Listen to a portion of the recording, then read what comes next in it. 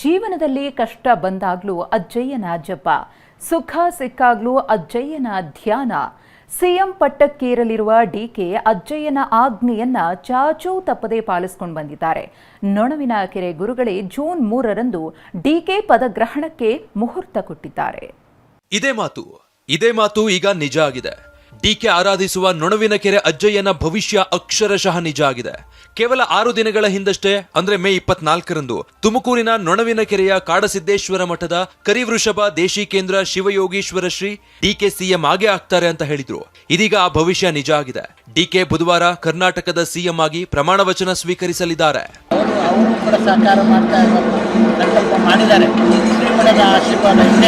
ಸಮಯದ ಅವಕಾಶ ಕಾಯ್ತಾ ಇದೆ. ಆಗಲು ಸಂದೇಹನೇ ಇಲ್ಲ,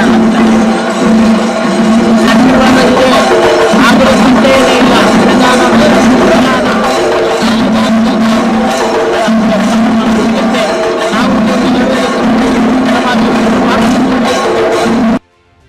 ನೊಣವಿನಕೆರೆ ಅಜ್ಜಯ್ಯನ ಭವಿಷ್ಯ ನಿಜ.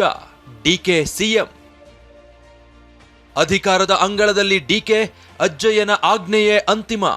ಇಂಥ ಒಂದು ದೊಡ್ಡ ಗುರುಪೀಠ ನಮಗೆ ಸಿಕ್ಕಿರೋದು ನಮಗೆಲ್ಲ ಒಂದು ಭಾಗ್ಯ. ಆ ಭಾಗ್ಯದಲ್ಲಿ, ಆ ಮಾರ್ಗದರ್ಶನದಲ್ಲಿ ನಾವೆಲ್ಲ ನಡೀತಾ ಇದ್ದೀವಿ. ಭಾಗ್ಯ, ಇಂಥ ಗುರುಪೀಠ ನಮಗೆ ಸಿಕ್ಕಿದ್ದು ನಮ್ಮೆಲ್ಲರ ಭಾಗ್ಯ ಅಂತ ಡಿಕೆ ಹೇಳಿದ್ದು ನೊಣವಿನಕೆರೆ ಅಜ್ಜಯ್ಯನ ಪೀಠದ ಬಗ್ಗೆ. ಹೇಳಿ ಕೇಳಿ ಡಿಕೆ ಮಹಾನ್ ಭಕ್ತ. ಅದರಲ್ಲೂ ಅಜ್ಜಯ್ಯ ಪೀಠದ ಬಗ್ಗೆ ಡಿಕೆಗೆ ಅಪಾರ ಭಕ್ತಿ.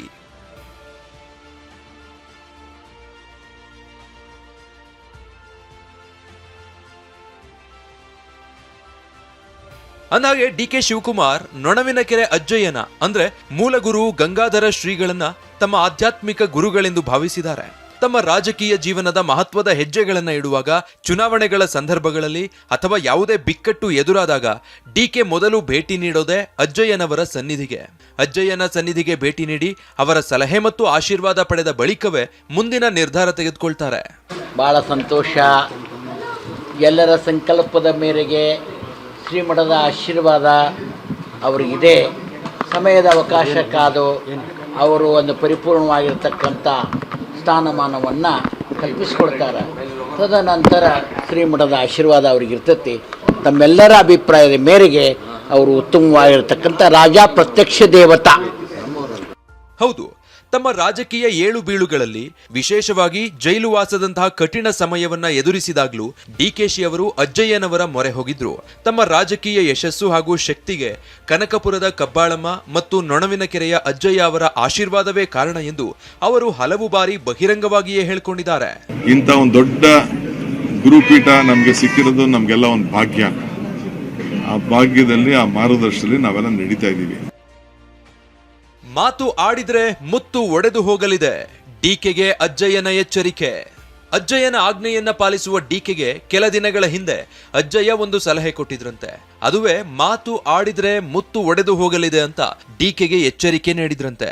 ಮುಖ್ಯಮಂತ್ರಿಯಾಗಿ ಪ್ರಮಾಣ ವಚನ ಸ್ವೀಕರಿಸುವವರೆಗೂ ಬಹಿರಂಗವಾಗಿ ಯಾವುದೇ ಮಾತುಗಳನ್ನ ಆಡದಂತೆ ಅಜ್ಜಯ್ಯ ಸಲಹೆ ಕೊಟ್ಟಿದ್ರು. ಹೀಗಾಗಿ ಕಳೆದ 1 ವಾರದಿಂದ ಡಿಕೆ ಬಹಿರಂಗವಾಗಿ ಯಾವುದೇ ಹೇಳಿಕೆಗಳನ್ನ ನೀಡಿರಲಿಲ್ಲ. ಏನು ಸೂಚನೆ ಕೊಟ್ಟಿಲ್ಲ. ಅಲ್ಲಿ ಅವರವರ ವ್ಯವಹಾರ ಪರಿಪೂರ್ಣ ಆದಮೇಲಿಂದ ಅವರು ಇಷ್ಟಾರ್ಥದಂತೆ ಬರ್ತಾರ, ಶ್ರೀಮಠದ ಆಶೀರ್ವಾದ ಪಡಿತಾರೆ. ಇದೇನು ಯಥಾ ಪ್ರಕಾರ ನಾವು ಮಾಡ್ತಕ್ಕಂಥ ಧರ್ಮ ಐತದು. ಅಜ್ಜಯ್ಯನಿಂದಲೇ ಡಿಕೆ ಪದಗ್ರಹಣಕ್ಕೆ ಮುಹೂರ್ತ. ಇನ್ನು ಡಿಕೆ ಬುಧವಾರ ಅಂದ್ರೆ ಜೂನ್ 3ರಂದು ಕರ್ನಾಟಕದ ಮುಖ್ಯಮಂತ್ರಿಯಾಗಿ ಪ್ರಮಾಣ ವಚನ ಸ್ವೀಕರಿಸಲಿದ್ದಾರೆ. ಡಿಕೆ ಪದಗ್ರಹಣಕ್ಕೆ ಮುಹೂರ್ತ ಕೊಟ್ಟಿದ್ದೂ ಸಹ ಅಜ್ಜಯ್ಯನೇ ಅಂತ ಹೇಳಲಾಗ್ತಾ ಇದೆ. ಅಷ್ಟೇ ಅಲ್ಲ, ರಾಜ್ಯಪಾಲರನ್ನ ಭೇಟಿಯಾಗಿದ್ದ ಡಿಕೆ ಬಳಿಕ ನೇರವಾಗಿ ಹೋಗಿದ್ದು ಬೆಂಗಳೂರಿನಲ್ಲಿರುವ ಅಜ್ಜಯ್ಯನ ಶಾಖಾ ಮಠಕ್ಕೆ. ಅಲ್ಲಿ ಶ್ರೀಗಳನ್ನ ಭೇಟಿಯಾಗಿ ಆಶೀರ್ವಾದ ಪಡೆದು ಮುಂದಿನ ಪ್ರಕ್ರಿಯೆಗಳಿಗೆ ಮಾರ್ಗದರ್ಶನವನ್ನೂ ಪಡೆದು ಬಂದಿದ್ರು. ಒಟ್ಟಾರೆ ಡಿಕೆ ಅವರ ರಾಜಕೀಯ ಮತ್ತು ವೈಯಕ್ತಿಕ ಬದುಕಿನಲ್ಲಿ ನೊಣವಿನಕೆರೆ ಅಜ್ಜಯ್ಯನವರ ಸನ್ನಿಧಿ ಒಂದು ಪ್ರಬಲ ಮಾರ್ಗದರ್ಶಕ ಹಾಗೂ ರಕ್ಷಣಾ ಶಕ್ತಿಯಾಗಿ ನಿಂತಿದೆ. ಜಗದೀಶ್, ಟಿವಿ9 ತುಮಕೂರು.